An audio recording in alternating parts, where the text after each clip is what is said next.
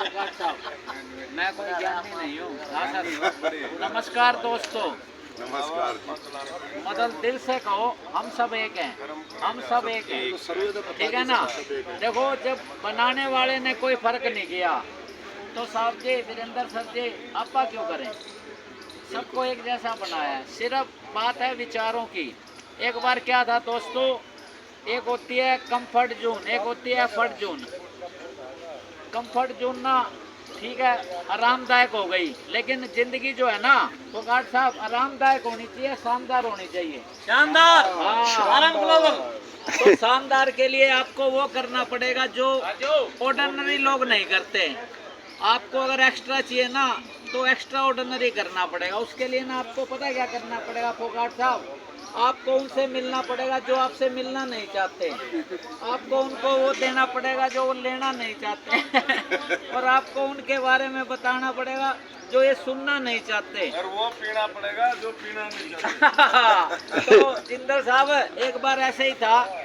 एक बार क्या हुआ, एक साधु अपने चेले के साथ जिस कुटिया में रुका ना साहब, उस घर में देखा सर इतना बढ़िया गार्डन सारा कुछ बना हुआ, लेकिन ना कोई सफाई नहीं, कोई कुछ नहीं। दरवाजा खटकाया और उस परिवार में ना, जो परिवार में मियाँ बीबी और 2 बच्चे, अब सर वो बोला रात को मैं रुकना चाहता हूँ।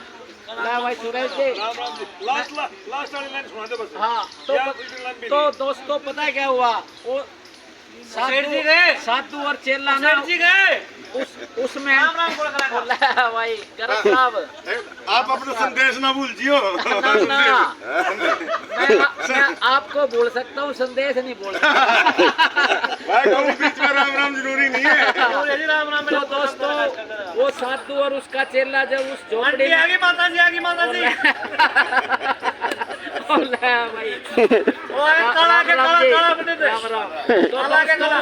बात है समझने की।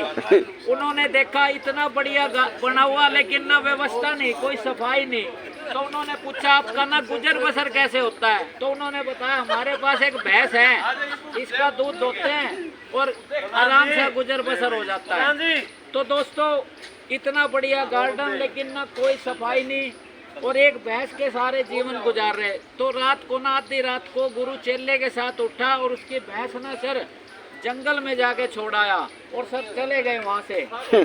अब चेला देखकर हैरान, भाई गुरु ने ऐसा क्या कर दिया, भाई इन्होंने इतनी अच्छी तो सेवा करी और देखो गुरु ने क्या किया। लेकिन दोस्तों 1 साल बाद ना चेले के ध्यान आया कि यार जो गुरु ने किया था कम से कम पश्चाताप तो कराऊं।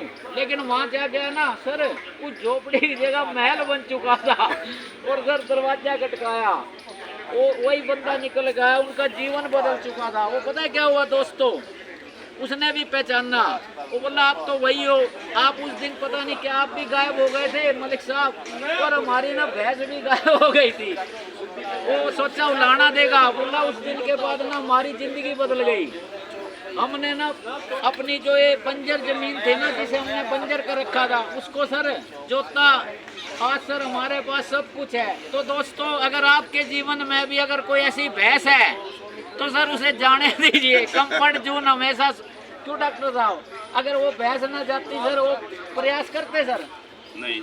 इसलिए दोस्तों जीवन में जो होता है ना अच्छे के लिए होता है। देखो भैंस गई तो उनका जीवन बदल गया, ऐसे ही आपके जीवन में अगर कोई भैंस है वीरेंद्र जी, आज ही खोल दो उसको।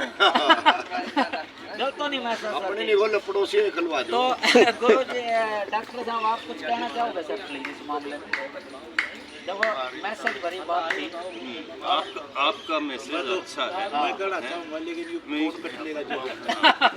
मेहनत करने वाले की कभी हार नहीं होती। बस मैं इतना ही कहूँगा। और लहरों से डर कर कभी नौका पार नहीं, और बगैर कुछ करे कभी दोस्तों जय जयकार नहीं होती।